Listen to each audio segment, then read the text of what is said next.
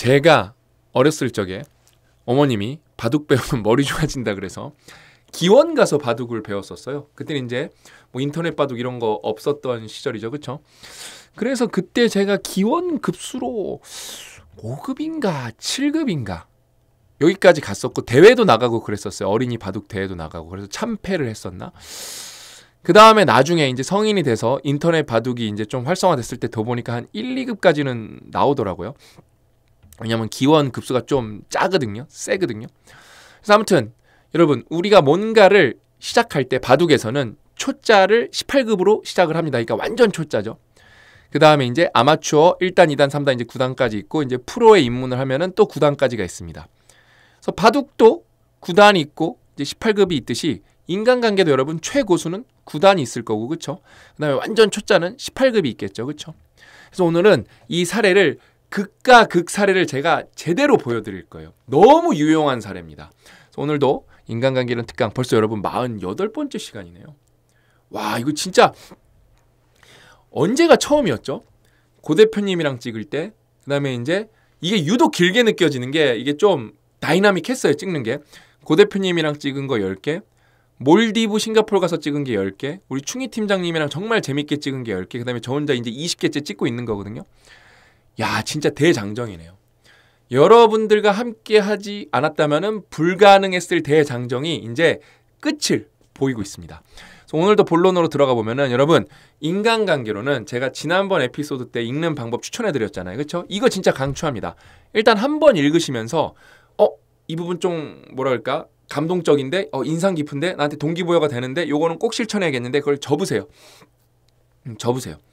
저는 이렇게 접습니다. 중요한 부분이 있으면은 위쪽에 있으면은 위쪽을 접고요. 아래쪽이 있으면 아래쪽을 접습니다. 그다음에 중요도가 높으면은 많이 접어. 이렇게 크게 접습니다. 그다음에 앞뒤에 다 나온다. 그러면 요렇게 먼저 한번 접었다가 또 요렇게 접어서 그래서 책이 두꺼워져요. 그렇게 한번 읽으신 다음에 두 번째 읽을 때는 뭐 다 읽으셔도 좋고요. 아니면은 좀 시간이 부족한 분들은 접은 부분만 다시 읽는데 밑줄을 안 그었잖아요. 처음 읽을 때. 그때 이제 밑줄 긋는 거예요. 밑줄 그으면서 읽으시면서 그러면은 이렇게 접기는 했는데 다시 볼 때는 이게 생각보다 뭔가 이런 울림이 덜한데 그런 거는 이제 다시 펴시면 되세요. 그래서 밑줄 친 데를 다시 보시는 거예요. 그래서 이제 세 번째 읽을 때는 밑줄 친 걸 이제 정리하는 거예요. 그러면서 그냥 내용만 자꾸 이렇게 보시는 게 아니라 내 삶을 거기다 자꾸 붙여보는 거예요. 붙여보는 거. 내가 이렇게 살고 있나? 내가 이 기준에 맞게 행동을 했나? 그렇게 여러분 책을 읽으면은 이 책은 제가 볼 때 한 1000만 원 뽑아먹지 않나? 저는 그렇게 생각을 해. 1000만 원도 좀 작게 잡은 것 같아. 이거를 완벽하게 체화한다? 왜냐면은 MBA에 가서 리더십 코스에 MBA가 이제 스펙트럼이 과목이 넓겠지만 리더십 관련 코스는 이런 내용이 그냥 이거보다 좋은 내용이 있나 싶거든요. 제가 그냥 완벽한 수준이다. 그래서 이왕이면은 그렇게 열심히 읽으신 분들은 원서도 꼭 도전해 보셨으면 좋겠다. 왜냐면은 또 원서를 읽으면은 체화되는 정도가 다릅니다. 그러면서 영어 공부도 되니까 그렇죠. 그래서 저희가 이렇게 다 준비했잖아요. 일단은 뭘 준비했죠? 영어 독립 단어 네이버에 검색하셔도 좋고요. 여러분 이 기획은 진짜 칭찬받아야 될 기획이에요. 그냥 너무 완벽한 기획입니다. 그러니까 인간관계론 여러분이 4000개를 외우시면은요. 이 원서에 나오는 단어의 고유명사 빼고 98.2%가 커버가 돼요. 그러니까 단어 갖고 문제되는 게 없어요. 단어 갖고 문제되는 게 없습니다. 그러면서 여러분 왜 원서를 읽어보셔야 되냐면은 우리가 예전 에피소드 때 페럿이라는 단어가 나왔잖아. 이게 흰 담비면서 탐정도 되고 이게 뭔가 이렇게 수색하다 찾다 그런 뜻도 되잖아요. 근데 그 단어 뜻을 몰라도 앞뒤 문장 맥락을 알고 그 부분적인 뜻을 알면은 대충 추론을 할 수가 있어요. 이렇게 영어 공부를 해야 여러분 영어 실력이 확 올라가요. 그 다음에 실제로 도움이 되고. 그래서 저는 여러분들이 이 책을 꼭 읽어보셨으면 좋겠다. 그 다음에 여기에서 여러분 이게 4000개 외우는 게 힘드신 분들은 일단 1400개만 외운다. 이게 1400이 마법의 교집합이거든요.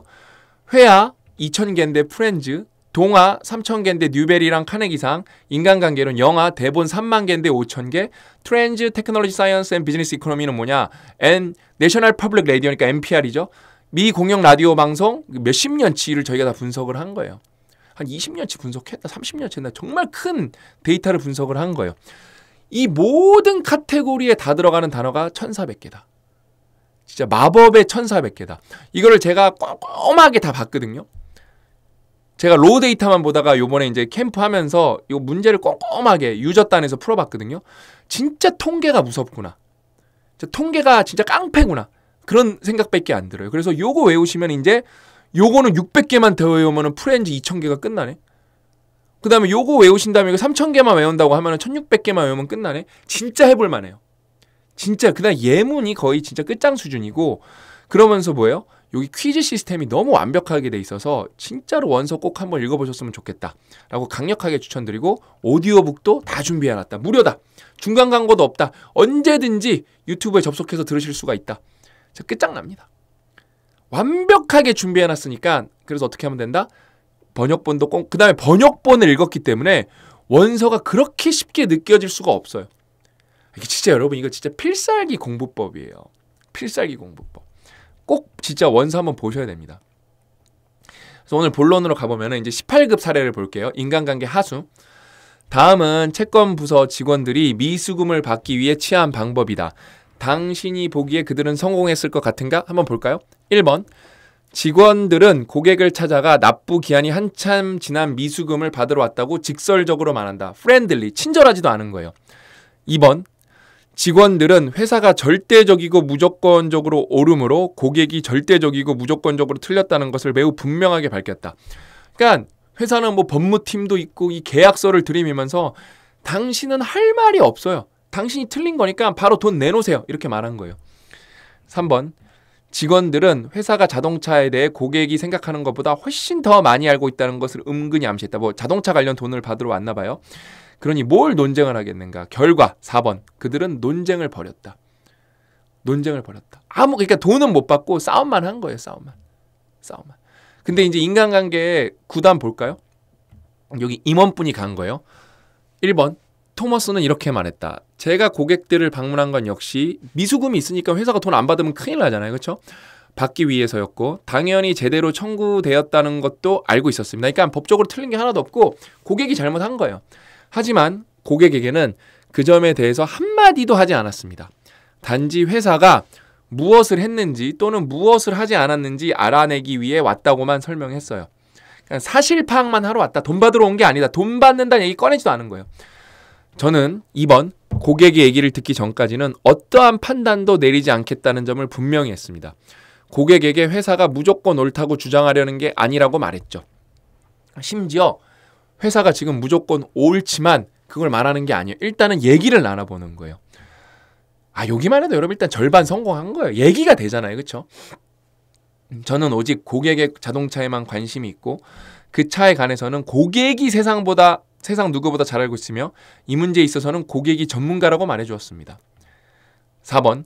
저는 고객이 말하도록 해주었고 고객이 원하고 기대했던 모든 관심과 공감을 표하면서 고객의 말에 귀를 기울였습니다.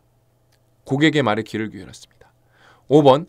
마침내 고객이 어느 정도 이성을 찾았을 때 저는 모든 것을 그의 페어플레이 정신에 맡겼습니다. 이게 되게 중요한 것 같아요.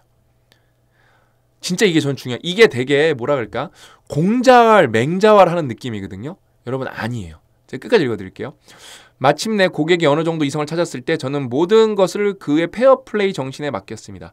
그리고 고상한 동기에 호소하며 이렇게 말했습니다. 먼저, 이게 진짜 중요하거든요. 고상한 동기. 먼저 저도 이 문제가 잘못 처리되었다고 느끼는 점을 알아주셨으면 합니다. 저희 직원들로 인해 고객님은 큰 불편함을 겪었고 짜증도 나셨고 화도 나셨을 줄 압니다. 절대로 일어나서는 안 될 일이었습니다. 정말 죄송스럽고 제가 회사를 대신해서 사과드리겠습니다. 여기 앉아서 고객님의 말씀을 듣고 보니 고객님의 공정성과 인내심에 감명받지 않을 수가 없었습니다. 이게 대화를 나눴으니까 이게 빈말이 아닌 거예요. 대화를 나누지 않는 상태에서 이런 걸 한다? 그러면은 의아할 수도 있고 아첨이 되는 거야. 아첨. 이 사람 그냥 아부떠네. 돈 받아내려고 그런 거야. 근데 이 고객도 지금 이 임원과 되게 진솔한 대화를 나눴을 거잖아요. 그렇죠? 그래서 이게 어디 갔어? 요게 말이 먹히는 거죠. 이렇게 공정하고 인내심이 강한 분이시니 이제 저를 위해 한 가지 부탁을 드리자고 합니다. 이 일은 고객님께서 누구보다 잘할 수 있고 누구보다 잘 아시는 일입니다. 여기 고객님의 청구서가 있습니다. 고객님께서 우리 회사의 사장님이라고 생각하시고 역지사지전법.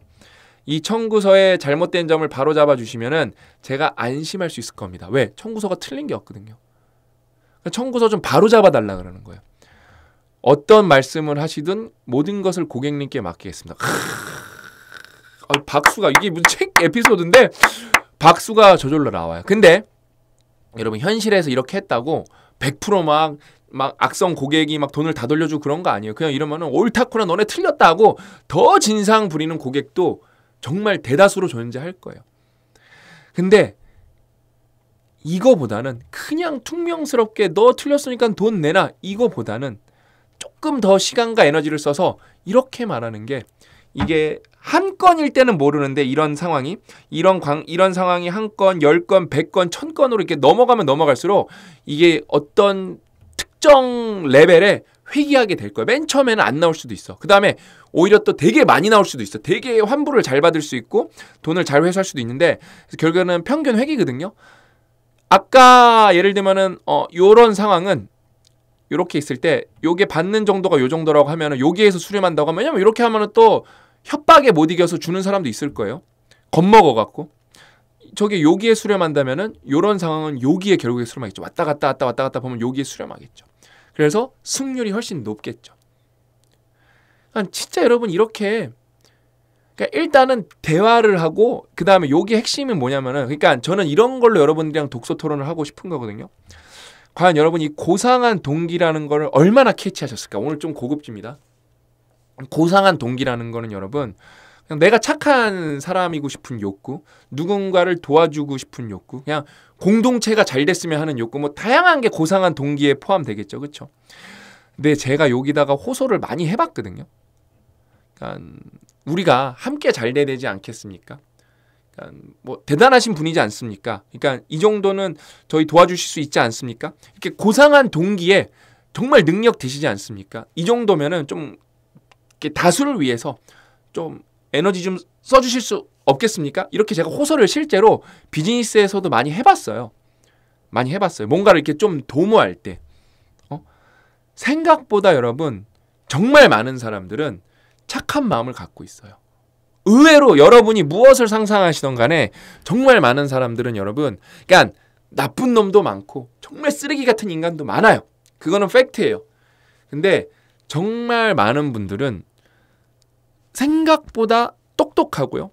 그다음에 정말 마음이 따뜻한 분들이 되게 많고 굉장히 이성적인 경우도 많아요. 근데 우리는 애초에 이거를 상정하지 않아요. 그래서 그냥 이런 분쟁이 생기면은 어떻게 되냐면은 싸울 각오를 하는 거예요. 싸울 각오.